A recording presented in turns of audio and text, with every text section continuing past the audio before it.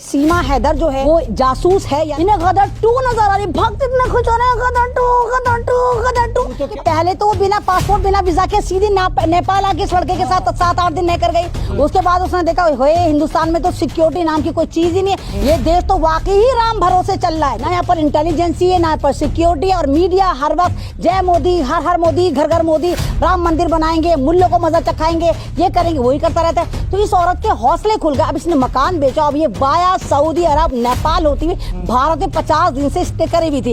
अरे जब हम लोग कहीं किसी मुल्क की विजिट करते हैं ना, तो हमारे पे नजर रखी जाती है कि हम किस शहर जा रहे हैं, हम जब वीजा लेकर जाते हैं। और वो औरत 50 दिन से भारत के अंदर, नोएडा के अंदर, एक आप एक स्मार्ट सिटी के अंदर रह रही थी। लेकिन वाह मोदी जी वाह, जबरदस्त डंका बचा। आपको पता नहीं चल पाया कि एक पाकिस्तान की औरत भारत आ चुकी है। ये गदर टू नहीं है, ये मुझे लगता है कि ये जो है एक हमारे भारत के ऊपर सिक्योरिटी पर सवाल होने के साथ मुझे तो ये लगता है कि ये औरत 1001% पाकिस्तान की जासूस है, जो यहाँ पर इजीली आकर रह रही है। क्या नहीं है, हमें क्या पता कि सीमा हैदर ने वाकई में मोहब्बत करी या नहीं करी। जो अपने पति की वफादार नहीं हुई, जो अपने मुल्क की भी वफादार नहीं हुई, वो क्या हिंदुस्तान की वफादार होगी? क्या वो सचिन की वफादार होगी? क्या वो इन भक्तों की वफादार होगी? मुझे तो नहीं लगता। क्या कहेंगे एमएन जी, एक मामला है सीमा हैदर का, भारत पहुंची हैं और उन सचिन के परिवार से मिल गई हैं, पबजी खेलती थी, कैसे देखती हैं पूरे मामले को? देखिए ये वीडियो बड़ी वायरल हो रही है, भक्त बड़े तालियां बजा बजा के खुश हो रहे हैं। सबसे पहले वेरी फर्स्ट, वो सीमा हैदर है या सीमा शर्मा है, कुछ भी है, XYZ, लेकिन वो एक पाकिस्तानी है। पाकिस्तान से एक महिला यहाँ पर आ जाती है, अपने 4 बच्चों के साथ यहाँ पर आ जाती है। 50 दिन से वो यहाँ पर यानी नोएडा में सरकार की नाक के नीचे रह रही होती है। लेकिन वाह मेरी सिक्योरिटी इंटेलिजेंस को खबर नहीं होती। वहाँ भी कोई आम सा बंदा कहता है कि ये औरत जो है पाकिस्तानी है, मुसलमान है। जब हड़कंप मचता है तब तमाम मंत्रालय एक्शन में आते हैं। सवाल तो ये भी होता है हसन हैदर कि एक पाकिस्तान से औरत आराम से आ जाती है, तो वो कौन लोग हैं जो डंका पीटते हैं हमारी सरहदें सेफ हैं, कोई सिक्योरिटी में हमारी खलल पैदा नहीं होता, हम ये कर देते हैं। जब से प्रधानमंत्री आए भारत जो है दहाड़ रहा है, चिंगाड़ रहा है, ललकार रहा है। मतलब एक आम सी औरत, मुझे तो कहीं ना कहीं कोई जासूसी वाला मामला लगता है। आप खुद सोचो, एक सीमा हैदर नाम की औरत जो पबजी खेलती थी और हिंदुस्तान के किसी सचिन नाम के मर्द के साथ खेलती थी, वहां पर नैन मटक्का हो जाता है, इनके बकौल नैन मटक्का हो जाता है। भक्त खुश होते हैं, हाँ हमने मुल्ली को पाकिस्तान से हिंदुस्तान बुला लिया। अरे जनाब NRC, अगर आपको याद हो, NRC में तो मोदी जी ने ये कहा था कि हम पाकिस्तान के हिंदू भाइयों को, हिंदू बहनों को सेफ करा के लेकर आएंगे। ये तो तुम्हारे साथ ज्यादती कर दी, वहां से भी मुसलमानों को उठा कर लेकर आ रहे हो। और कमाल की बात, ये भक्त जो खुश हो रहे हैं, सीमा हैदर अपने साथ तुम्हारे लिए 4 दामाद लेकर आइए, 4 लड़के लेकर आइए जो तुम्हारी बहनों से शादियां करेंगे। तो जो लोग खुश हो रहे हैं, मैं तो सरकार से सवाल करूंगी, कहां है आया वो सिक्योरिटी जिसका ढंडोरा पीटा जाता है जब सीमा हैदर जैसी कोई भी आम सी औरत जो बिना मर्द के आ जाती है। और ये नहीं कि एकदम से आई है, वो 2 बार आ चुकी है यहाँ पर, अपना मकान बेच रही है। मतलब वहां पर कमाल की बात ये भी, उसका मकान बिक जाता है, उसके खानदान वालों को खबर नहीं लगती।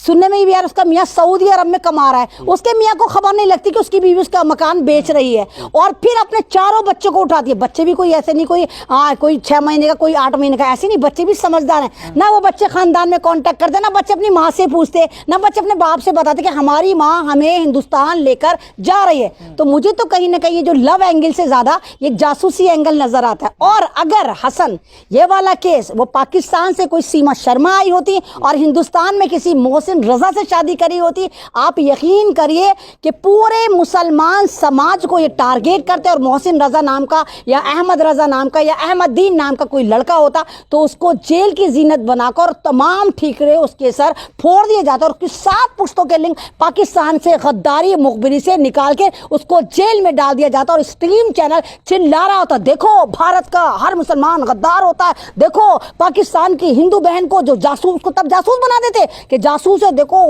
मुसलमान जासूसी कर रहा है। तो ये सब ड्रामे चल रहे हैं। यहाँ पे मसला ये भी तो है ना कि सीमा हैदर हैं, वो हिंदू धर्म अपना चुकी हैं, इसलिए उन्हें जासूस नहीं कहा जा रहा और इसे बड़ी जीत समझा जा रहा है। अगर वो खुद को मुसलमान यही तो मैं कह रही हूँ कि सीमा हैदर ने कहा मैं अपनी मर्जी से धर्म परिवर्तन कर रही हूँ।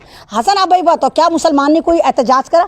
हमें प्रॉब्लम नहीं, तुम हिंदू बनो, तुम सिख बनो, तुम दलित बनो, कुछ भी बनो, क्योंकि धर्म तुम्हारे, हमारे और किसी के भी वो आस्था का मामला है, वो दिल का मामला है।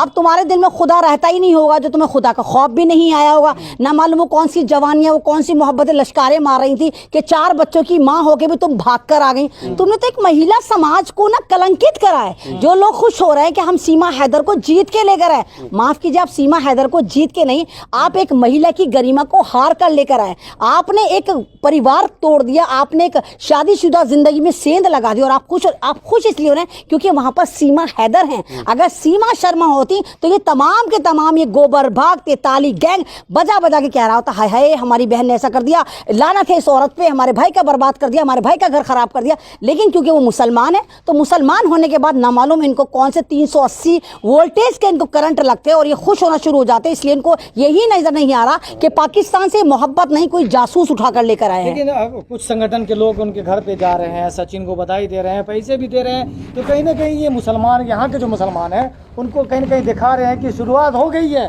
घर वापसी की। नहीं तो नहीं, एक बात तो बताइए ना, अगर आप घर वापसी की शुरुआत कह रहे हैं तो इन जाहिलों को बताओ कि एनआरसी क्या था। एनआरसी में मोदी जी ने कब कहा था कि पाकिस्तान के मुसलमानों को हम यहाँ लेकर आके घर वापसी करेंगे? तो वहां से तो मेरे हिंदू परिवारों को लाना था ना, तो वहां से भी आप मुसलमान परिवारों को उठा उठा कर लेकर आ रहे हैं। और हमें क्या पता कि सीमा हैदर जो है वो जासूस है या नहीं है? हमें क्या पता कि सीमा हैदर ने वाकई में मोहब्बत करी या नहीं करी? जो अपने पति की वफादार नहीं हुई, जो अपने मुल्क की भी वफादार नहीं हुई, वो क्या हिंदुस्तान की वफादार होगी? क्या वो सचिन की वफादार होगी? क्या वो इन भक्तों की वफादार होगी? मुझे तो नहीं लगता। सवाल ये है कि एक बात जो मीडिया में चल रही है, लोग बात नहीं कर रहे हैं, मीडिया में क्या कई बात नहीं कर रहे हैं। अगर जैसे सिक्योरिटी को लेकर भारत में लोग यहाँ पर कहीं से कोई घुस जाएंगे, आतंकवादी बड़े बड़े घुस जाते हैं, 50 जैसे लोग 50 दिन। अरे तो भाई मैं यही तो कह रही हूँ कि पहले तो वो बिना पासपोर्ट बिना वीजा के सीधी नेपाल आके इस लड़के के साथ 7-8 दिन नहीं कर गई। उसके बाद उसने देखा हिंदुस्तान में तो सिक्योरिटी नाम की कोई चीज ही नहीं है, ये देश तो वाकई ही राम भरोसे चल रहा है, क्योंकि राम राष्ट्र बनना है तो राम भरोसे ही चल रहा है ना। यहाँ पर इंटेलिजेंसी है, ना यहाँ पर सिक्योरिटी, और मीडिया हर वक्त जय मोदी, हर हर मोदी, घर घर मोदी, राम मंदिर बनाएंगे, मुल्लों को मजा चखाएंगे, ये करेंगे, वही करता रहता है। तो इस औरत के हौसले खुल गए। अब इसने मकान बेचा, अब ये वाया सऊदी अरब नेपाल होती हुई भारत में 50 दिन से स्टे करे भी थी।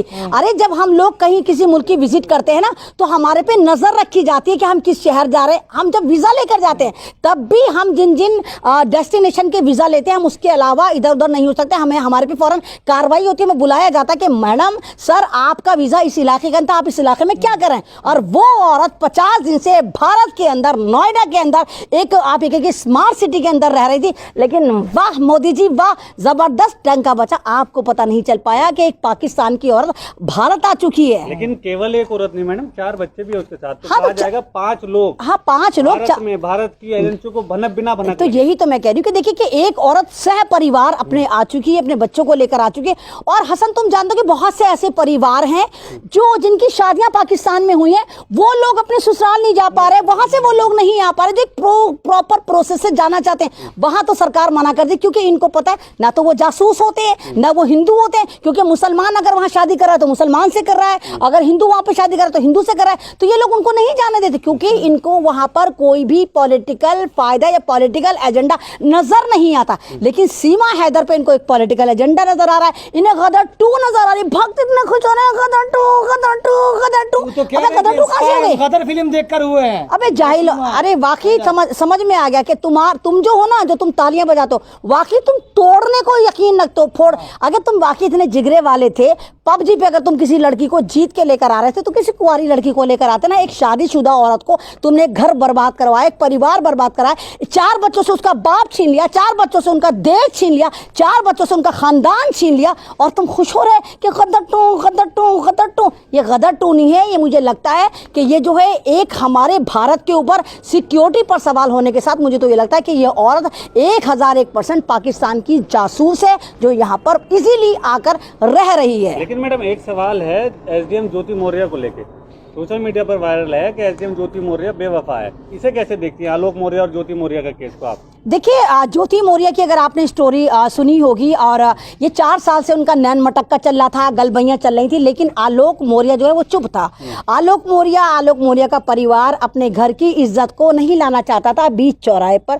लेकिन जब इनफ हो गया, आलोक मौर्य ने बहुत अपनी बीवी को समझाया। आलोक मौर्य एक सफाई कर्मचारी है। आलोक मौर्य की शादी सन 2010 में होती है, और उसकी बीवी जो ज्योति मौर्य, जिसके नाम का मतलब है ज्योति टिमटिमाना, आप एक रोशनी नहीं थी। आपने हजारों नहीं लाखों लड़कियों की, लाखों शादीशुदा पत्नियों की जो जिंदगी की आपने उम्मीदें बुझा दी हैं आपकी इस हरकत के पीछे। तो आपको शायद हिंदुस्तान का समाज और हिंदुस्तान की वो पत्नियां माफ नहीं करेंगी जिनकी वजह से, आपकी वजह से, जिनके पतियों ने एजुकेशन छुटवा दी।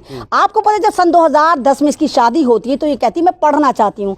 आलोक मौर्य खुश हो जाता है। आलोक मौर्य को ये लगता है कि मेरे घर के हालात जो शायद और संवर जाए। हालांकि आलोक मौर्य भिखमंगा नहीं था। आलोक मौर्य के जो फादर थे वो प्राइमरी स्कूल के हेडमास्टर रहे हैं और एक रेपुटेटेड फैमिली से हैं, आजमगढ़ के। तो वो इजाज़त दे देते हैं, ये पढ़ने जाती है, इसकी ट्रेनिंग करी जाती है और ट्रेनिंग करने के बाद सन 2016 में ये SDM पद पर लग जाती है। उसके बाद इसके तेवर बदलने शुरू हो जाते हैं। जब वो ये ना कहते हैं ना कि नया नया मुल्ला प्याज बहुत खाता है, अब इसकी आंखें फटती है, ला इतना ज़बरदस्त मॉडर्न ज़माना है, यहाँ पर इतना बड़ा ऑफिसर है। तो ये जो है एक दूबे के साथ नैन मटक्का करना शुरू कर देती हैं।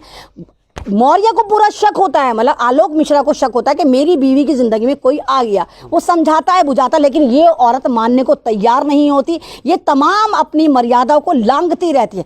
बाद में पता चलता है आलोक जो है उसको शक होता है कि ये कुछ ना कुछ गड़बड़ करने वाली। आलोक जो है इसकी चैट निकालता है और उसके होश उड़ जाते हैं जब उस चैट में पढ़ता है कि आलोक को मारने का प्लान उसकी बीवी और बीवी का आशिक बना चुके होते हैं। अब वो सोचता है कि मैं क्या करूं। जाहिर सी बात है दोनों ही बड़े पद पर हैं। वो SDM भी बड़े पद पर है जो उसकी बीवी है, और SDM का यार भी बड़े पद पर है जो उसका घर खराब कर रहा है। तो मजबूर होकर जो आलोक मौर्य है वो इस बात को पब्लिक कर देता है और रोते रोते कहता है कि मेरी जान को खतरा है, मेरी जान को बचाया जाए। आप ये देखिए तमाम मीडिया इस वक्त इस न्यूज़ को चला रहा है और ज़्यादातर लोग जो हैं वो आलोक मौर्य के साथ हैं। आलोक मौर्य के बारे में ये कहा गया है कि बाज़ दफ़ा ऐसा भी हुआ कि उसके घर में मतलब पैसे नहीं थे तो उसने अपनी कटौती करके नमक से रोटी खाई, लेकिन ज्योति मौर्य के जो खर्चात हैं, उसकी जो ट्रेनिंग है, उस पर कोई आंच नहीं आने दी। अब एक बात देखिए, आलोक मौर्य जो है वो अपनी बच्चियों से नहीं मिल पा रहा है, लेकिन हमारा मर्द समाज जो है यहाँ पर मुझे फिर लगता है कि कहीं ना कहीं मर्द समाज गलत कर रहा है। क्योंकि खान सर, आप जानते हो कि खान सर एक है जो हमेशा मुसलमानों के खिलाफ नैरेटिव चलाता है, उसके बावजूद वो भी रो रहा है, चिंगाड़ रहा है, चीख रहा है। क्यों चीख रहा है? क्योंकि उसके इंस्टीट्यूट में 93 औरतें जो थी वो उनको उनके पति लेकर भाग गए। वो ट्रेनिंग कर रही थी। अब 93 लड़की अगर भागी तो उसका तो बजट हिलेगा खान का। तो खान भी रो रहा है कि कैसे लेके भाग गए, मतलब भागना नहीं चाहिए था। तो यहाँ पर मर्द जो है वो अब एक नारा लेकर आ गए कि बेटी पढ़ाओ और बीवी बचाओ। यानी अगर तुम अपनी बीवी बचाना चाहते हो तो उसको खुदारा SDM मत बनाओ। ये आज मर्द सोच रहा है। कितने मीम वायरल हो रहे हैं कि मंदिर में एक आदमी जाके घंटा बजा रहा है, प्रभु मुझे मेरी बीवी से निजात दिला दो। तो प्रभु भी कह रहे हैं हम कुछ नहीं कर सकते, जा तू उसको SDM बना, वो खुद ही तुझे छोड़कर भाग जाएगी। तो ज्योति मौर्य की वजह से जो हिंदुस्तान की संस्कृति बदनाम हुई, जो हिंदुस्तान का कल्चर बदनाम हुआ, जहां पर कहा जाता है कि जन्मों जन्मों का बंधन होता है जब 7 फेरे हिंदू रीति रिवाज से लिए जाते हैं, और ज्योति मौर्य ने उस बंधन को SDM बनते जिस तरह तोड़ा, तार तार करा। वो पूरे हिंदुस्तान की समाज की लड़कियां जो दुल्हनें हैं, पत्नियां हैं, वो उसका कफ्फारा अदा कर रही हैं।